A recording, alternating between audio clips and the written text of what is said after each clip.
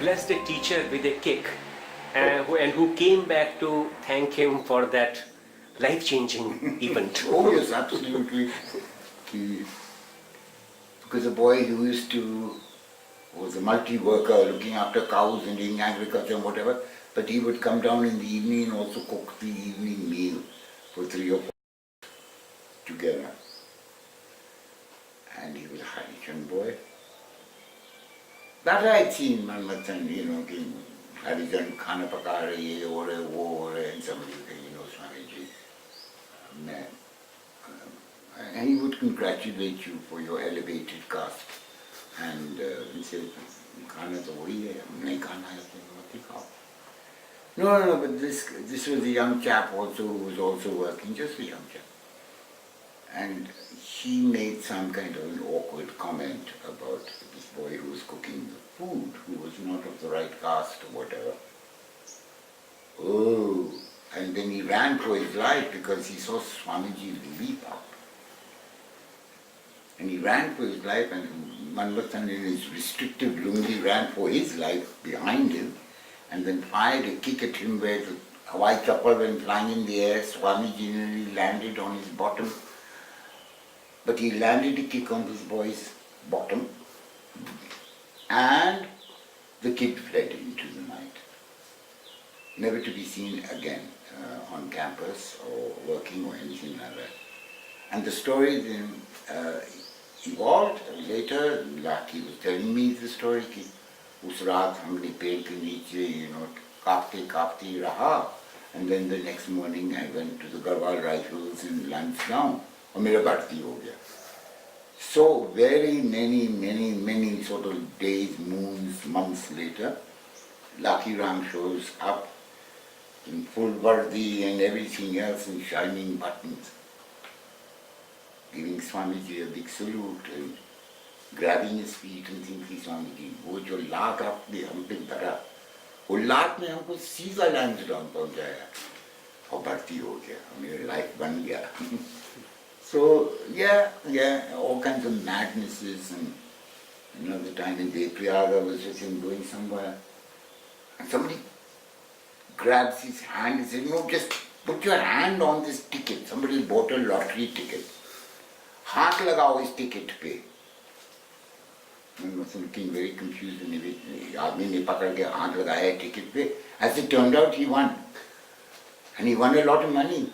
जो अच्छा किया, वो मनमथन को 2-5 रुपये देने के लिए बाद में आए थे कि आज स्वामी जी ने कहा कि अब ऐसे नॉनसेंस हो रहे हैं, पता नहीं और कितना लोगों मेरा हाथ को पकड़ेंगे कि लॉटरी टिकट पे हाथ down. Years before that, that whole thing had happened with the sacrifice of the animals. So these kind of miraculous stories, there must have, I think somebody who has such high tension energy, something has to happen, somewhere it comes out, And वो जो कहानी है about, which I believe is true because when I saw it narrated a couple of times with Manmathan around, there was an embarrassed uncomfortableness in him. The story about when the whole animal sacrifice thing was at its peak, and Manmathan giving some impassioned speech about these animals and sacrifice and barbaric, this, that, and the other. And he slapped this buffalo on his rump and so said, has anybody asked this animal whether it wants to become a bali? Or karte hue the bali, the animal collapsed dead. And that is what actually brought animal sacrifice to an end. When वो हुआ, तो जितना 300-400 बकरी भैंस पता नहीं क्या क्या खतरित हुआ था, starting with the Raja Tiris, the buffaloes that would be at the top of the line, they all just brought the reins of the animals and dropped them at Manmathan's feet. And Manmathan was quite... So the debate went on.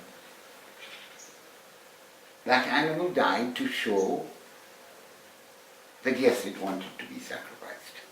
And that's why it turned over and died. So that those were the silly kind of the lobby for continuing animal sacrifice. But that is a true story. And how did Swamiji interpret that incident? As I say, with terrible embarrassment that, you see, that's why I say all of this kind of work, you're just a part of it, you know. He wasn't a miracle person, he didn't win a lottery for somebody or whatever. It was just something that happened, an act of God. Coincidence. Of coincidence. Happened at exactly the right time because the situation at the top of the mandir was ugly. Yes. Section 144 and this 44 and that 44 was not going to work. And in those sort of like in a Lok Sabha debates back and forth, that incident happened. Yes. And as I say, he never spoke about things like that, but I saw him look like he was as surprised as anybody else. This was not some, you become an energy transmitter and things like that happen. It seems as if there was a lot of resistance to his movement about animal sacrifice. Mm. And how is it that he wasn't killed at that time? I mean, one would expect that somebody challenging age-old tradition would be attacked, maybe killed. Was he very popular, or were there people in support of him? No, definitely there were people, that's why I say, you know, it was lines drawn. Vested interest versus the common sense that he was trying to speak about with people. So the alternative now, सुनिए भैंस भूस मारने की जगह सुपारी and a flag and this and that and the other. Because the door-to-door campaign, the whole movement was about 3 years. It culminated in the 3rd year, and it was now or never. You know, enough discussion has happened about this. There was enough pros and cons, and there was enough understanding about the economics of it, the dharmic nature of it. Very sensitive kind of thing to really talk about, because it involved people's beliefs. But when it could be equated to how it was affecting real lives on the ground, what it would do to family incomes and family economics, these accidental promises that some woman cutting grass with her friend, her son has not come home for a long time.